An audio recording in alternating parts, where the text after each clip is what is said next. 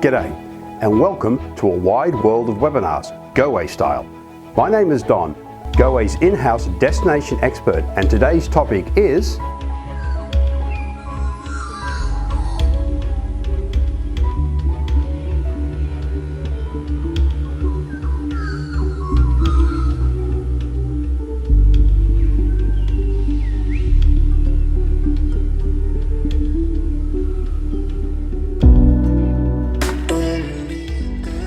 G'day, me and my friends welcome you to Sydney, my hometown and their hometown.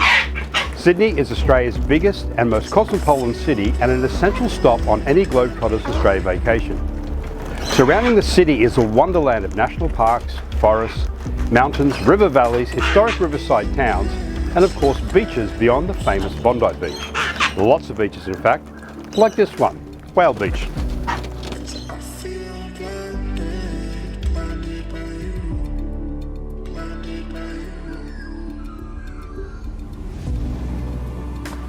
Sydney is very, very green. There are lots of hidden little reserves and parklands dotted all over the greater Sydney area. And I'm standing at one now, Mackay Reserve, up near Palm Beach, in fact in between Palm Beach and Whale Beach, which almost no one knows about other than obviously the locals around here. I came here as a kid and did lots of sunset walks through this stunning, beautiful, protected area. At one stage the whole area was going to be subdivided for housing. The locals pushed back on that, and now we have this beautiful, pristine resort on the cliff face facing behind Pittwater, a very favourite area for boating, swimming and for weekend getaways.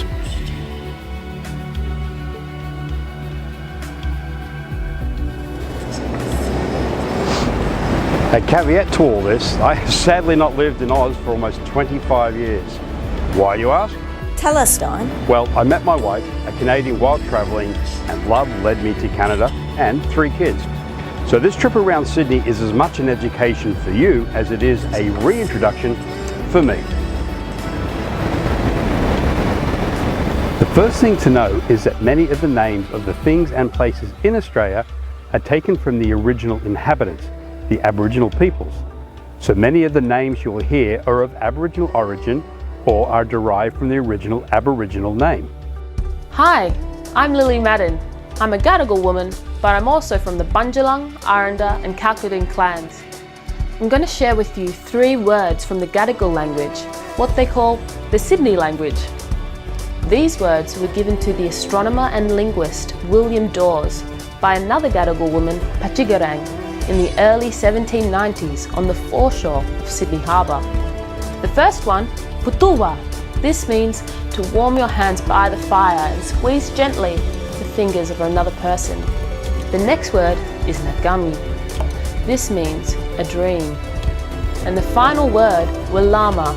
This means to return or come back. Just like the Gadigal language is coming back. Before we go any further, I, on behalf of everyone at Goway, wish to acknowledge the original custodians of the land on which this video is being shot, the original First Nations Aboriginal peoples of Sydney and of Australia. This acknowledgement of the original inhabitants of Australia is becoming more integral in everyday society here in Australia, from politics to sport to education.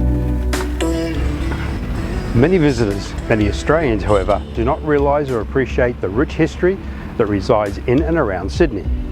Most know about, or learn when visiting Sydney, about the first settlers who arrived in 1788 to create a penal colony and the country's original colonial ancestry being descended from convicts, criminals from the British Empire. While true, many don't know about the rich Indigenous culture that existed in and around Sydney before and at the time of colonisation, the struggles of the First Fleet people, convicts and free persons alike, and how cut off they were from the greater world. Their survival and the fledgling colony was questionable for many years. The city that is now Sydney and its location, Port Jackson, was an afterthought and a simple note in his log of Captain Cook's journals as he sailed north up the Australian coast after visiting Botany Bay. It was only explored by the first governor when Botany Bay proved to be not suitable for a settlement and the world's largest natural harbour became Sydney.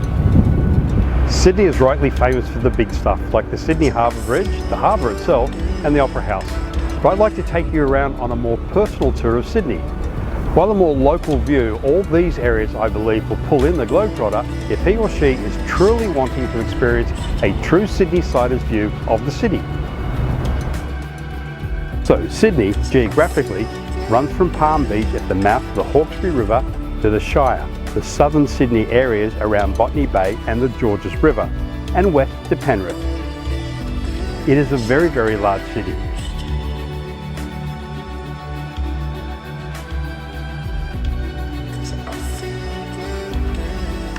Palm Beach, or known locally as Palmy, warning, we Australians will cut a word short at every opportunity or add the IE to it. It is as far as you can drive on the coast in Sydney. To get to the famed Hunter Valley and places further north, you need to travel back and inland, then over and through the extensive Hawkesbury River system.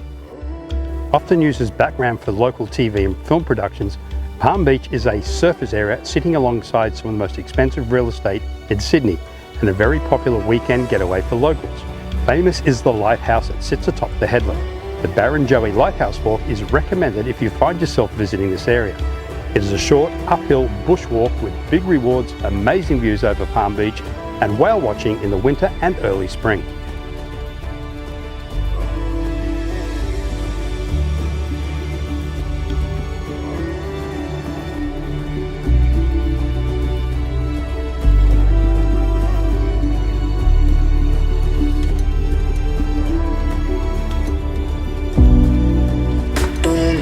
I mentioned Whale Beach, not only because it is a beautiful beach, like most in Australia, but because I spent a lot of my youth here growing up, in fact playing around the East Rock area. Whaley, I warned you, is the next beach south of Palm Beach, which is just again behind the headland there. And it's where I'm based for this visit back home. Whale Beach, as I was growing up, was a surfers hangout, still is to this day. And it's a bit too far from downtown Sydney for the average commute. But now it has grown into one of the most exclusive areas of Sydney while maintaining a very bohemian, grassroots feel. So my visit here is a little bit self-indulgent, but it is the perfect place to highlight that the beach life in Australia is everywhere, and there are so many beautiful beaches in and around Sydney beyond the famous Bondi. And on that note,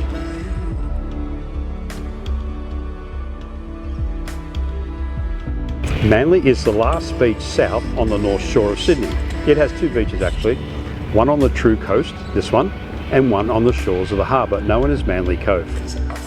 Manly Beach was named by Captain Arthur Phillip, the first governor of the new colony in Sydney, after the Indigenous people living there.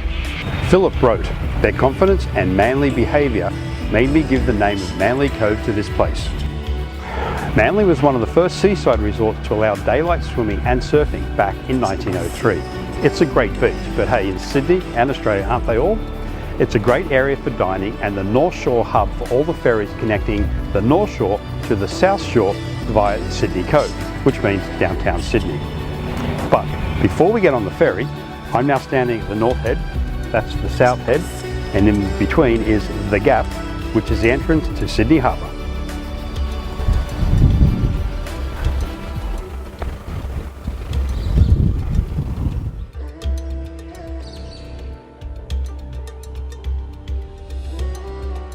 The harbour is famous. Just look to any promotional piece for Australia and often it's the harbour in focus. Life in, on and around the water is part of almost all Sydney-siders' upbringing. So experiencing that is a must when in Sydney. The easiest is a ferry ride from or to Manly to Sydney Cove. Cheap and easy.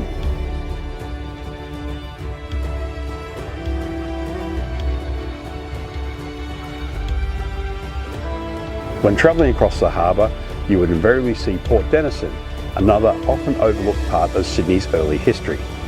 Fort Denison is a heritage fort on Sydney Harbour Island. In 1788, a convict named Thomas Hill was sentenced to a week on bread and water in irons there, after which the island came to be known as Pinchgut. Originally it was used by the early colonial governors as a place of solitary confinement for particularly unruly convicts. On the 30th of November 1796, convict Francis Morgan was hanged. Following his execution, his body was hung in chains with his skeleton hanging there for 4 years after his execution. The views have definitely improved from that. It was then built up as a defensive measure against potential French naval attack in the colony days. Now it is a popular spot for weddings, a popular stop when visiting Sydney, and one of the most coveted places in Sydney for the world famous New Year's Eve fireworks. Presenting a 360-degree view of the harbour and a spectacular fireworks display.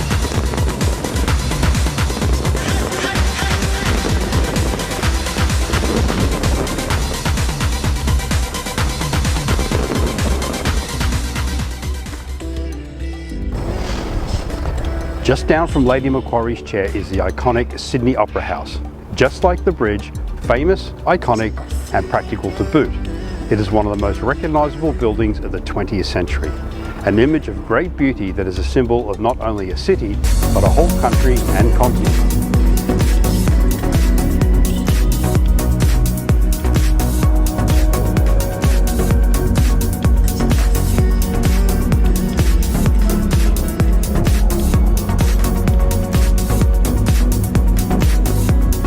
The building sits on Bennelong Point. Bennelong Point is known to the local Gadigal people of the Aurora Nation as Dubagali. After the first fleet's arrival, the area at that time was strewn with discarded oyster shells from many long years of gathering by the local Aboriginal women.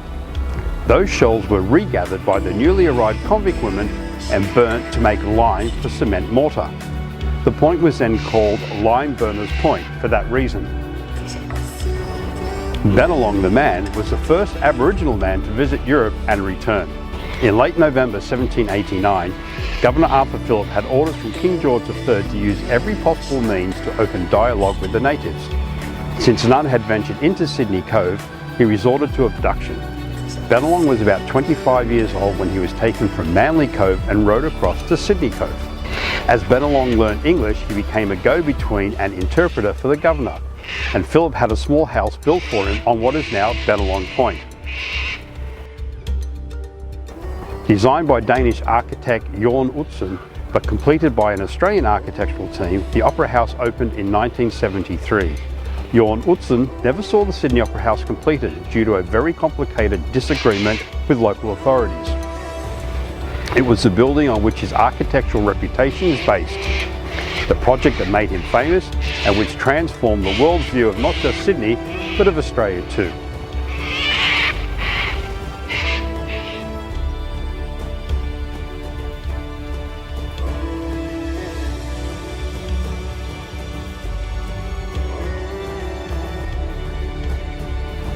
A visit to and inside the Opera House is a must when in Sydney. Famous, iconic and practical to boot, connecting the North Shore to the South Shore and the eastern suburbs. As early as 1814, talks began on connecting North and South, but it wasn't until after World War I that plans took hold, and not until 1932 that the bridge officially opened. Capacity was constantly at close to maximum, and in time a harbour tunnel was built to ease the pressure on the dearly loved and essential coat hanger, the Sydney Harbour Bridge. Heights are not your thing, simply walk over it.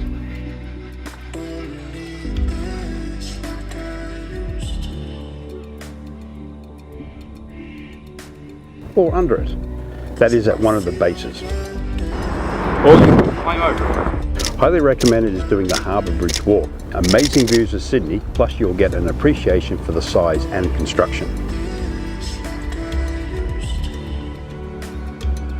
Governor Macquarie was probably Australia's most active governor and the one that has the most lasting impact on modern Australia, at least in things named after him. He came to the colony after much unrest. Did you know that Captain Bligh of Mutiny on the Bounty fame was a governor of the early colony here in Sydney? And did you know he suffered a second mutiny as governor here, this time on land with the Rum Rebellion?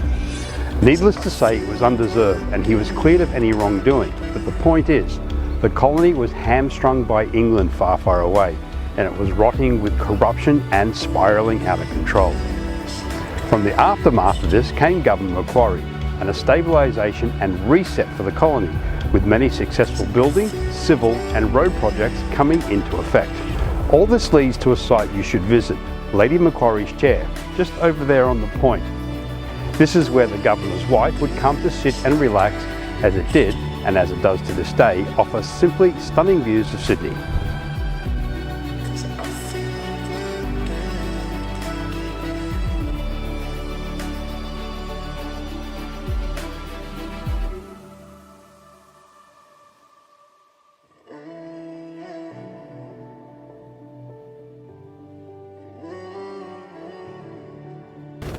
Sydney offers many amazing places to shop, but one of the best places for retail therapy is the historic and central Queen Victoria Building. The Queen Victoria Building, now affectionately known as the QVB, was built in 1898 and designed by 28-year-old architect George McRae, replacing the original Sydney markets on the site. Built as a monument to the long-reigning monarch, construction took place in dire times while Sydney was in a severe recession. The QVB fills an entire city block, with the dominant feature being a mighty centre dome, consisting of an inner glass dome and an exterior copper sheathed dome. Glorious stained glass windows and splendid architecture endure throughout the building, and an original 19th century staircase sits alongside the dome. Every detail has been faithfully restored, including arches, pillars, balustrades and the intricate tile floors, thus maintaining the integrity of the building.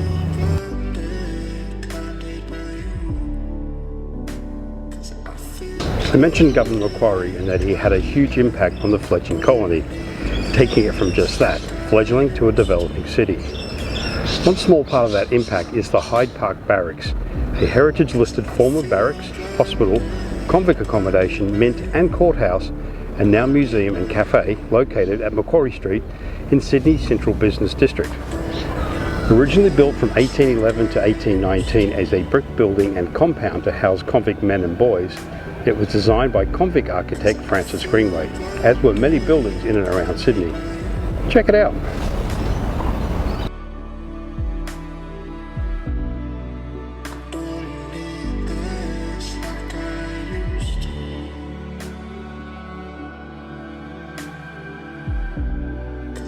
As an English colony, Australia was part of World War I and World War II, plus many other conflicts.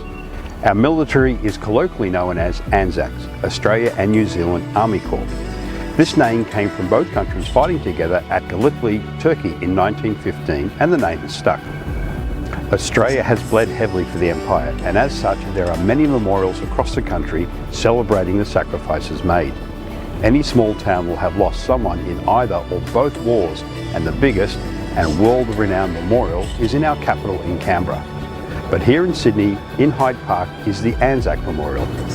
The Anzac Memorial is a physical expression of the spirit and legend of the Anzacs, honouring service and the courage, endurance and sacrifice by all servicemen, servicewomen and their families. A little realised point is the design sees you walk upstairs to enter the memorial and then look down on the memorial proper. As you look and reflect, and as you do so, you have your head bowed.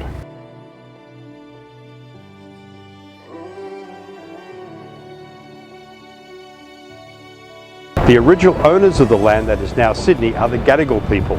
Their territory stretched from along the southern side of Sydney Harbour from Southhead to around what is now known as Petersham, near Sydney Airport. There are about 29 clan groups of the Sydney metropolitan area, referred to collectively as the Eora Nation. The Eora means here or from this place. The Gadigal are a clan of the Eora Nation.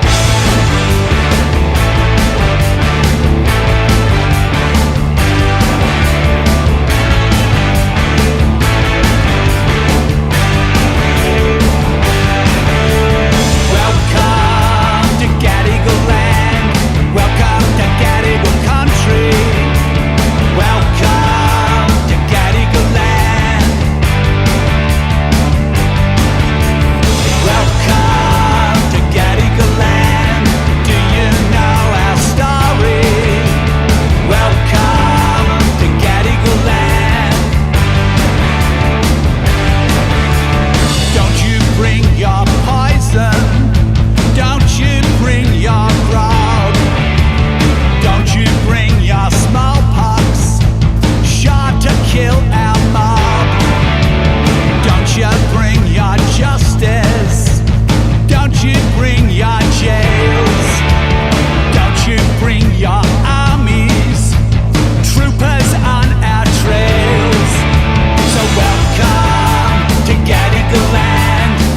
This is where it began for modern Australia. The Rocks became the heart of the new colony. Its history is as rich, violent, involved and intertwined as London, New York or Boston. In fact, the rapidity of the development of the colony and by extension Australia makes its history even more intriguing. Take a walking tour of the Rocks to truly get an understanding of how fragile the original colony was and how interesting the history is. There is simply so much, too much to cover in this short teaser. We don't need just squatters or your emancipees. Don't you damn know it. If you want to catch a sporting event in Sydney, there's no better place than Alliance Stadium. It's home to the Roosters Rugby League, the Waratahs Rugby Union and the Sydney Football Club soccer or football.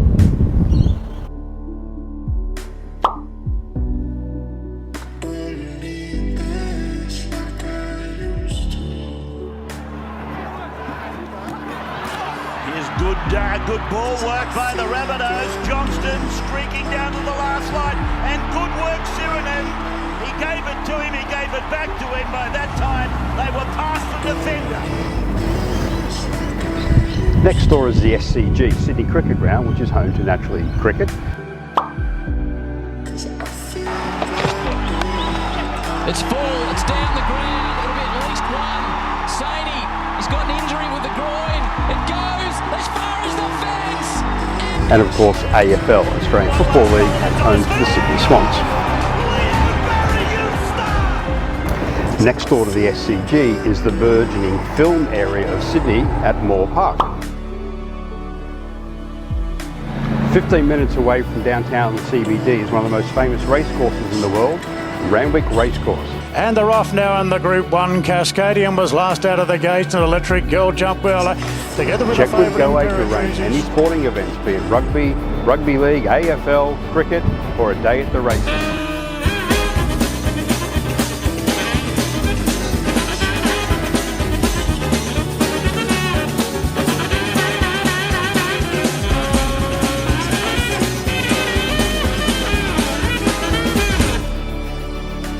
Bordering all of this, you have Centennial Park.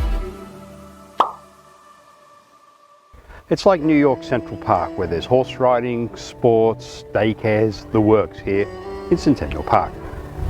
But very few people know or realise that it was here in the early afternoon on New Year's Day 1901 when more than 60,000 people gathered in Centennial Parklands, as it was called then, dressed in their Sunday best, to witness the proclamation of the Commonwealth of Australia, right here.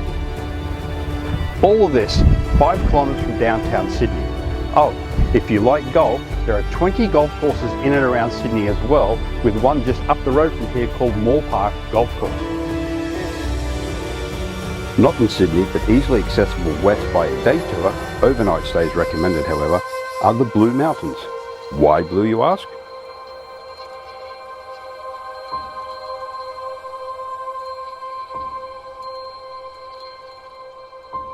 The Blue Mountains get their name from the natural blue haze created by the vast eucalypt forest in this World Heritage Area.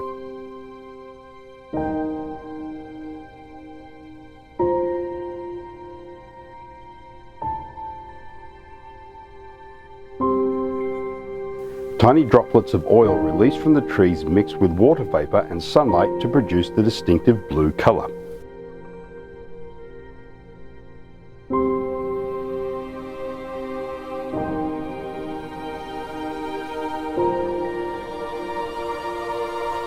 Marvel at this wilderness region from cliff-top lookouts, explore waterfalls, valleys and rugged sandstone tableland.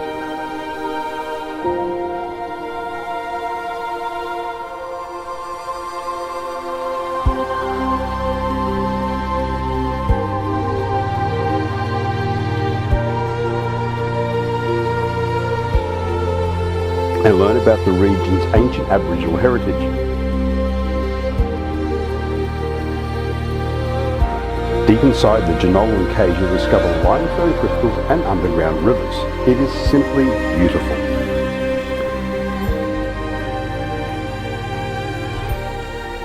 Also not in Sydney, but also easily accessible is the Hunter Valley. Now why go to the Hunter, you ask? Tell us, Don. Go north, young man or woman, and enjoy some of the best Australian wines and the best Australian scenery.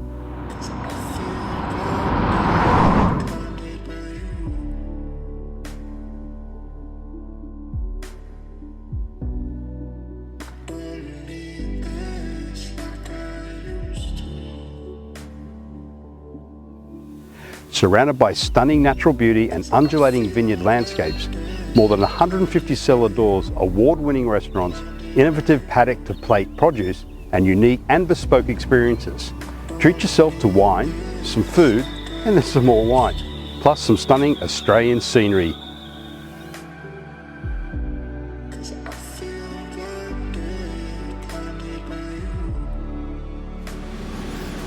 So that's what happens. So then we need some white, some red wine.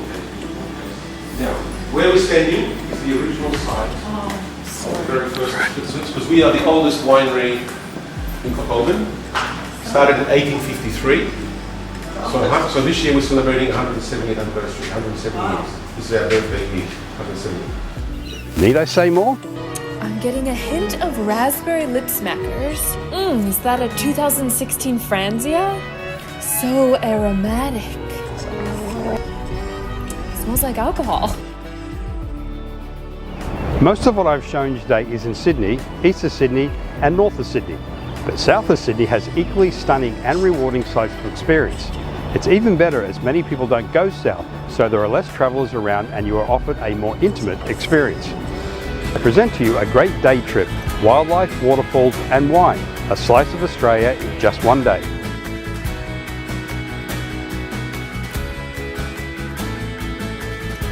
This extraordinary day tour to the south of Sydney winds through Australia's oldest national park.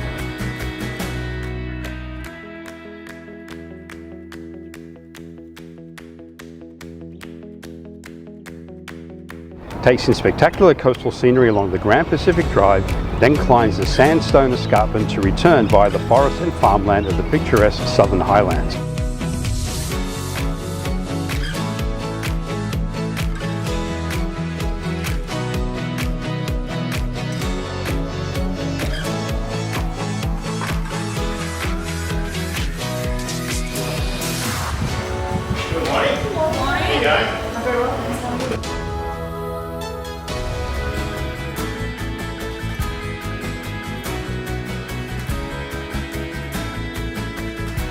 Along the way you'll meet koalas and kangaroos, traverse the iconic Sea Cliff Bridge, enjoy lunch and maybe a dip in the ocean at a seaside cafe.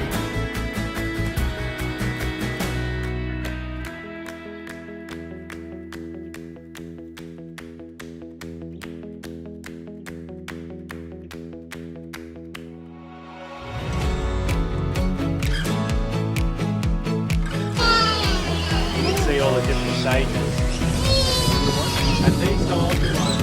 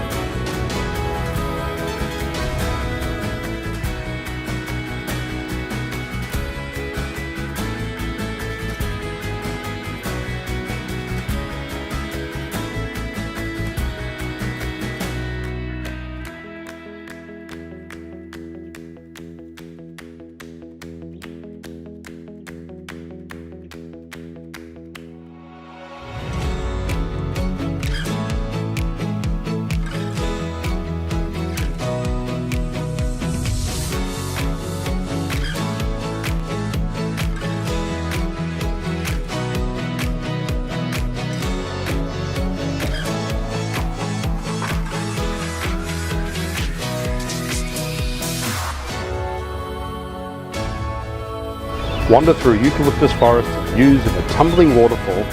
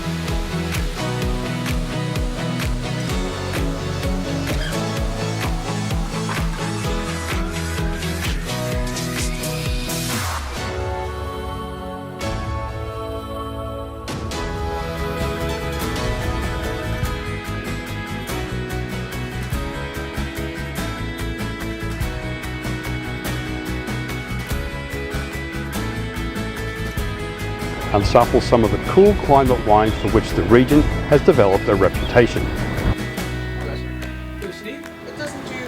Yeah. So I quite like that in context. So if you imagine a hot summer's day, you've got a steak on the grill and you want to have a red wine with it, but it's really hot, that's a good wine.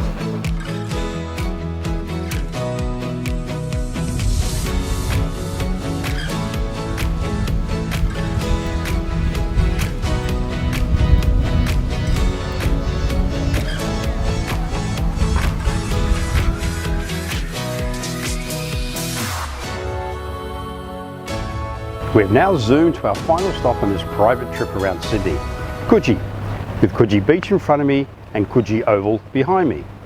The suburb is south of Sydney by about 15 kilometres, and the word Coogee is taken from a local Aboriginal word, Kuja, which means smelly place. Another version is Kuchai or Kuja, both of which mean the smell of seaweed drying in the Gadigal language, and the Gadigal were the original inhabitants of the Coogee area. This is the other area I grew up in fact, in this house. Coogee. Coogee is historic. The suburb was gazetted as a village in 1838. The first school was built in 1863, and the building was then converted into the Coogee Bay Hotel in 1873. Very Australian. You've got to have a pub in every town. The school was then moved to here in 1876. I was school captain here. Again, the beach is a focal point of anyone's life on the coast in Australia. And back in the day here at Coogee, right behind me, there was a huge wharf that ran out into the sea. And it is obviously since gone. It also had an aquarium, now known as Coogee Pavilion, which has stood watch over the northern end of Coogee Beach since the late 19th century. First it was an aquarium with indoor bars, humans and fish swam separately. Then by the mid-80s it had become the Beach Palace Hotel, a rough and ready bar beloved by backpackers. The aquarium featured a tiger shark from the famous shark arm case.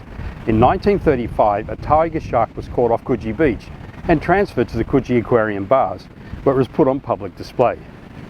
Within a week, it became ill and vomited in front of a small crowd, leaving the left hand and forearm of a man bearing a distinctive tattoo floating in the pool tank. The victim, small-time criminal James Jim Smith, who had been missing since earlier in the year, was the owner of the arm. See, we have some really cool ancient as well as modern history here as well.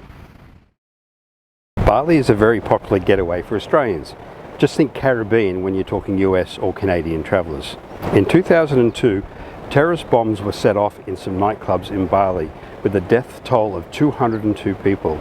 A very high percentage of those killed in the bombings were from Coogee and Randwick. High up on the cliffs of Coogee, overlooking the beach and the suburb, is a memorial in their honour. Also from Coogee, there is an amazing coastal walk to the famous Bondi Beach, or vice versa. Really like walking? You can continue all the way to South Head. South Head is the southern opening of Sydney Harbour.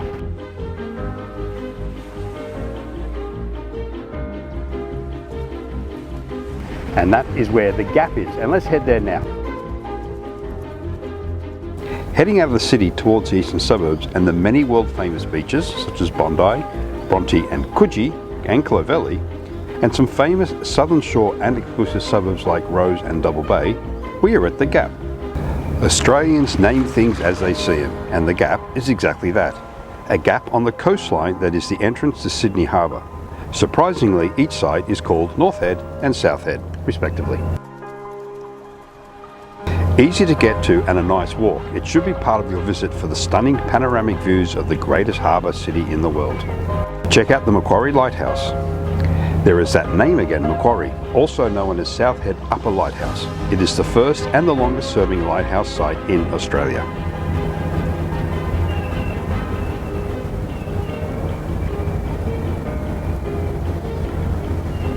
One last hidden gem, and this may be familiar to any Mission Impossible fans, is Bear Island at La Perouse on the shores of Botany Bay. The area is interesting for a few reasons. Botany Bay is where Captain Cook landed in 1770 and claimed what would be Australia to the British Crown, despite the views and opinions of the original peoples of the area, the Gadigal and the Kamigal Aboriginal groups. The larger area south of Botany Bay is called Sutherland, presumably named after Forby Sutherland, who was part of Cook's crew and who died while the ship was in Botany Bay, making him the first British subject to die in Australia and the first European to die in New South Wales and be buried across over there. As the First Fleet was anchoring in Sydney Cove on January 26, 1788, the French, under the command of La Perouse, who this neighbourhood was named after, sailed into Botany Bay. Bear Island had a fortress built to protect the new colony from any potential surprise attacks, which you can see behind me here. And Russia was the feared culprit at the time. Bear Island and this area were the backdrop to the end of the fight sequence of Mission Impossible 2.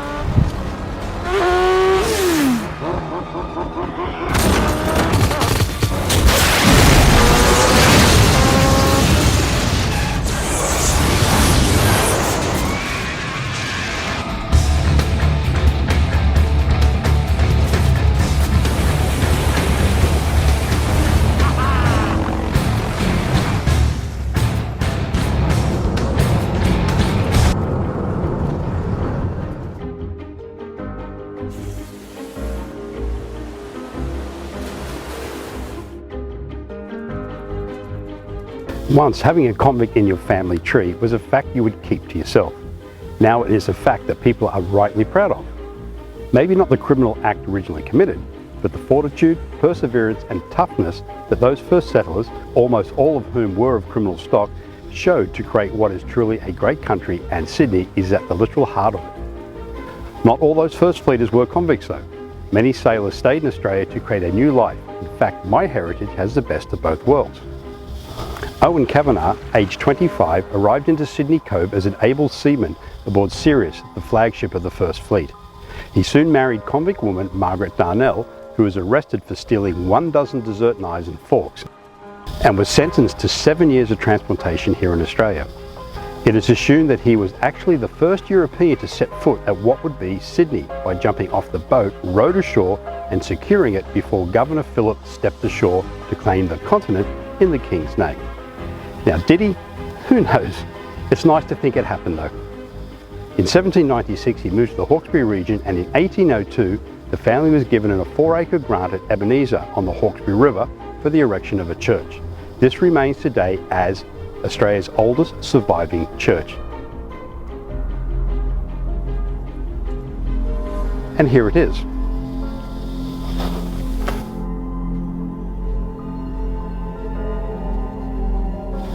You've come all this way and all this is so close, it would be almost criminal not to see it all.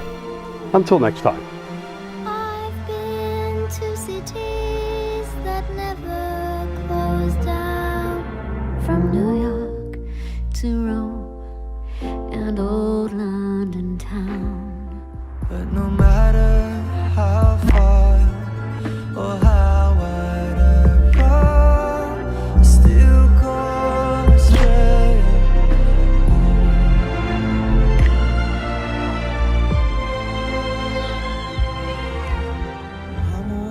We are getting ready for takeoff. It is time to get comfortable. Please fasten your seat. This is your captain speaking. We know you have a choice when attending webinars. We hope that you found today's webinar fun and informative. We look forward to welcoming you back to our next webinar. Thank you all very much for signing in today. We appreciate the time that you take to listen in. Keep an eye out for more of Goway's wide world of webinars, or Goway WWW. And as always, hit the like button, share the video, and of course subscribe and hit the alerts button to stay up to date on all the latest, updates. Goway can be found at all these favourite social media channels.